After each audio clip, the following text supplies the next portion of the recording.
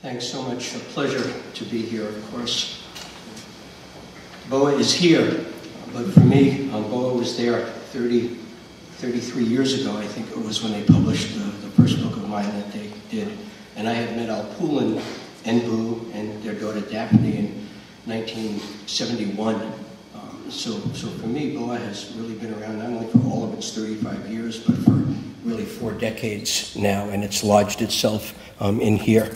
So a real pleasure to be with all of you this afternoon. Here's one new poem that I'll start with.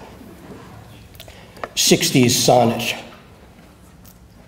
I have become handsome in my old age. You're cute, smiled Denise, breaking up with me, but cute is all you'll ever be. Denise, who was so wrong, wrong, wrong. I miss our Woodstock nights. 500,000 thumb-flicked Bix coaxed to climax by God's thwopping bass, hissing soppy alms against the cloud mass. A drenched, naked hillside, soulless and pure, zonked, mud-caked, Yanomami, immature. I forgive Sly and the Family Stone. I slept through Santana, dreaming future exes who might love me despite my rage. I have grown lonesome in my afflictions. I have become handsome in my old age.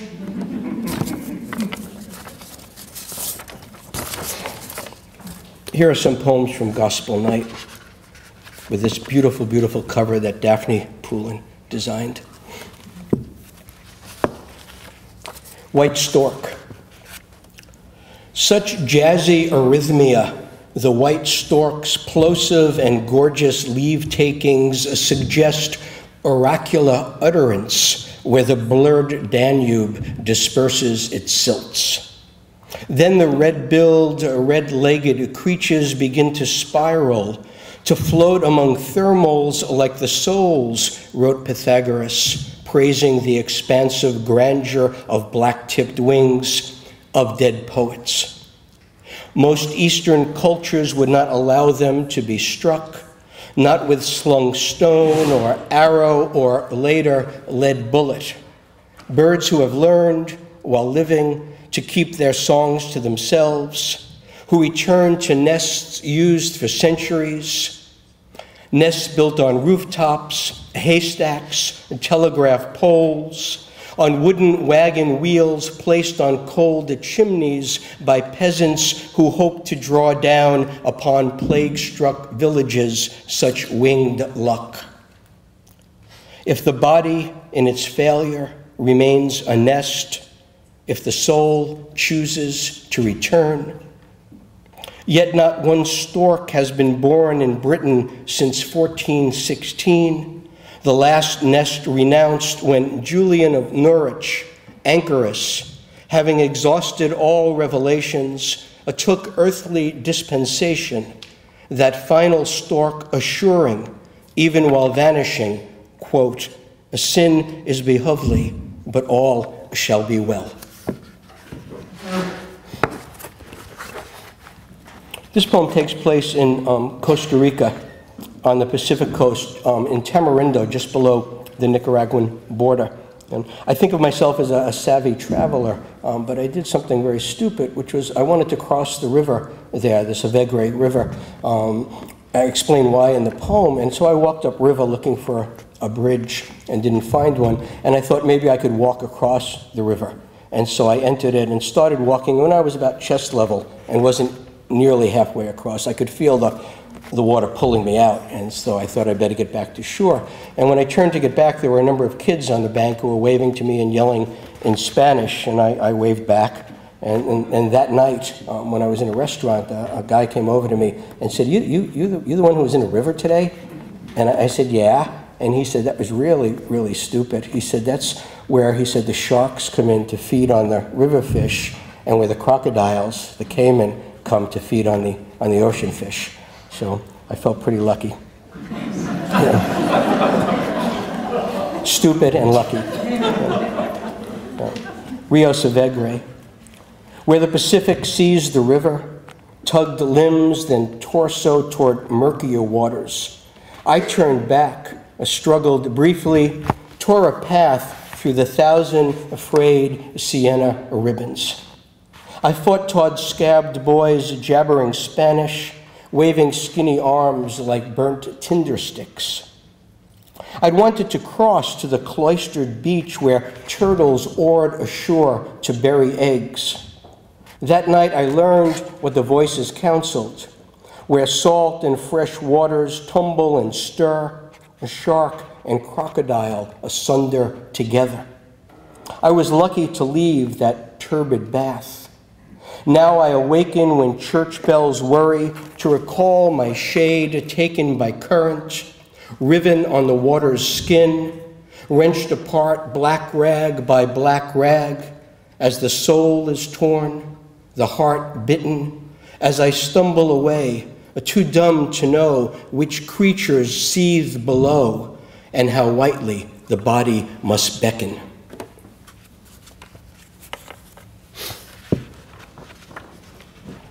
I spent 5 weeks in Valletta on Malta back in 2005 and saw the painting there by Caravaggio, The Beheading of St. John, which he painted in 1608.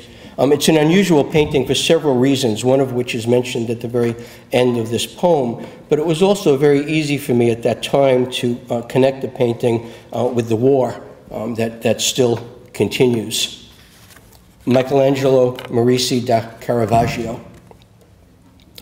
The Baptists beheaded Arab fashion, throat slit with the long sword, then the gristly tendons of the neck severed with the knife still sheathed behind this executioner's back. The beheading's not quite over yet, like the tape loop broadcast on CNN. Al-Qaeda zealots crisscrossed with bullets, posing with the blindfolded journalist before the anonymous assassin steps forward to undertake his righteous labor. On websites, the tape winds forward to the crass theatrical brandishing of the skull, another obscene gesture in a war targeted toward spectacle.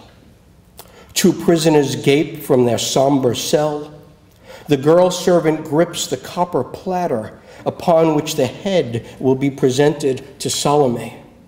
Blood puddles the stone floor where, a swirl, it twists into the artist's only surviving signature, Michael, to confess his helpless complicity.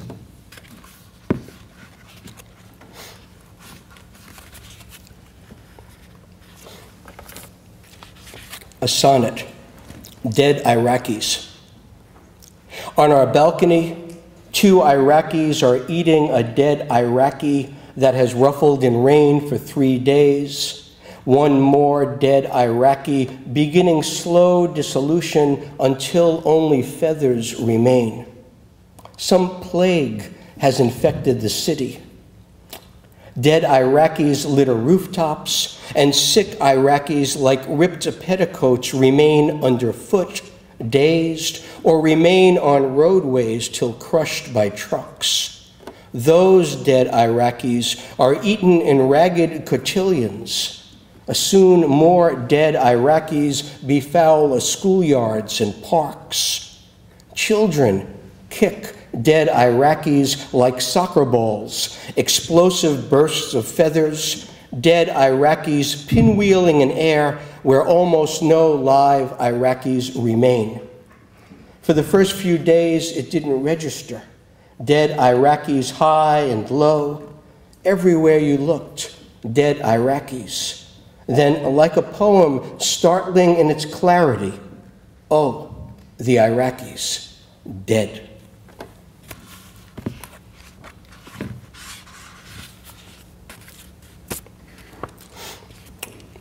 This poem has an epigraph from Pete Townsend of The Who, and which you know probably, talking about my generation. Lying awake. The fan makes a tisking noise like a clock's, only faster. Again, I lie awake. Many years pass in the hours of one night, each replete with its routine tragedies, loss of parents, divorce, a slipped vertebrae. In 1960, for the spring pageant, my male classmates and I clamored to be a St. Francis of Assisi, arms outstretched, less veiled a scarecrow than living a crucifix, bearing its worshipful burden of birds, or the once dead Christ, who woke that Sunday to find no one keeping vigil, no one. So to amuse himself, he spooked a few apostles, gazed once more upon his flesh, then rose, bidding only the birds goodbye, the birds that generations later pecked crumbs from the folds of St. Francis's robe. Goodbye, the ceiling fan seems to echo with its next lopsided revolution, like this lapsed Catholicism leading nowhere. Across America, I hear the stuttered breaths of my generation, of those who lie awake, alone, even with one more insomniac lying close, lucky enough to have suffered only those common misfortunes of our own tribes devising. So shut up, please, for Christ's sake. Try for one night not to think of horrors, our cities on fire, My Lai, the towers, all our inherited atrocities. Forget Mary Turner, 8 months pregnant, strung by her feet in Valdosta, Georgia, soaked with kerosene, ignited, a torch, witnessing swamp candles dimmed their phosphor, belly slit open, the wound in her side, her body riddled with bullets, with jeers, a spilled Jesus stamped into mud by boot soles. Shut up and go back to sleep's hard labor in the whir and whap of blades thudding air, their rhythmic recital, their unceasing keening, righteous whimper, abandoned a prayer. Come, kingdom, come, kingdom, come, kingdom, come, now and at the hour of our death. Amen.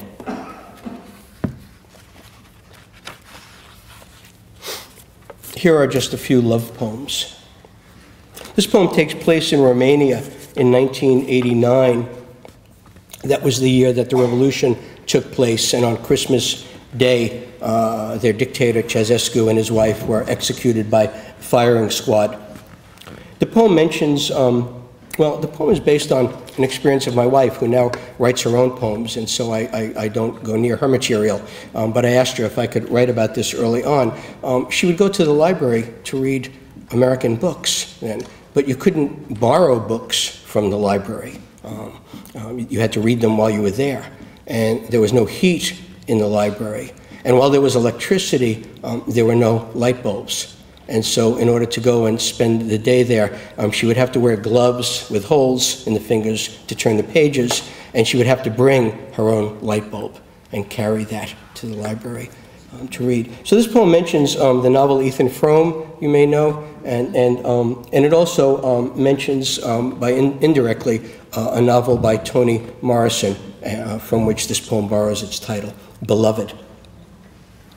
She cradles the rag-swathed 40-watt bulb like a hand-painted egg in woolen gloves, with holes scissored at forefinger and thumb for turning pages in the icy nook. The library looms beyond gritty drifts, past blood-soaked slats and the empty, grease-glossed hooks beckoning from butcher shop windows. Last week, she began reading Ethan Frome, a donated copy, some Fulbright profs, and felt that New England a snowscape her own, but the volumes vanished between visits. She hopes Ethan chose love over duty. Still, she can't bring herself to steal a book. Ceausescu won't be shot until Christmas.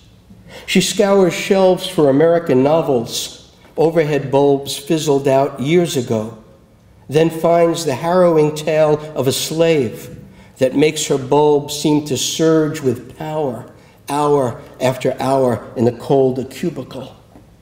A decade later, she'll meet the author. 16 now, she can't anticipate much except to be loved as she loves these books.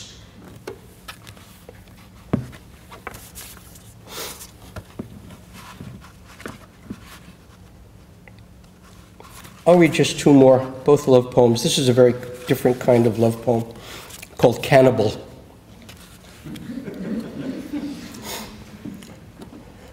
Among the survivors of the Donner Party, idiom's black sense of humor, who developed a secret taste for flesh flaked between the fluted bones of the wrist, who for organs, a charcoal tongue or poached heart.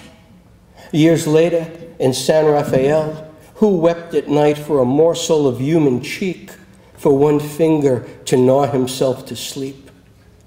In the next century, Jeffrey Dahmer ladles a young man's head into a pot, the water simmering, lightly salted, new potatoes, leeks, and scrawny carrot floating past eyes uplifted toward heaven. Chestnut hair flutters slightly like eelgrass. Who can fathom such inexplicable hunger?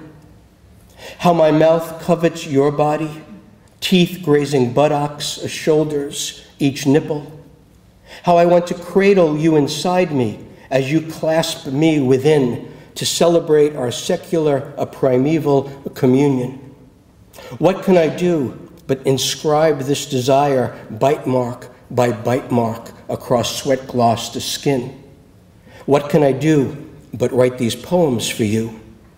Ribbon worms know no language but hunger, so lacking all food will feed on themselves. And this last poem is from the previous book, Darling Vulgarity. It's a sort of truncated sonnet. It's seasonal. It's called Wedding Dress. That Halloween I wore your wedding dress. Our children spooked and wouldn't speak for days. I'd razored taut calves smooth, teased each blown tress, then lipsticked, mascaraed, and self-amazed, shimmied like a starlet on the dance floor. I'd never felt so sensual before. Catholic schoolgirl and a neighborhood whore. In bed, dolled up, undone, we fantasized. We clutched and fused torn twins who'd been denied. You were my shy groom. Love, I was your bride. Well, thank you very much.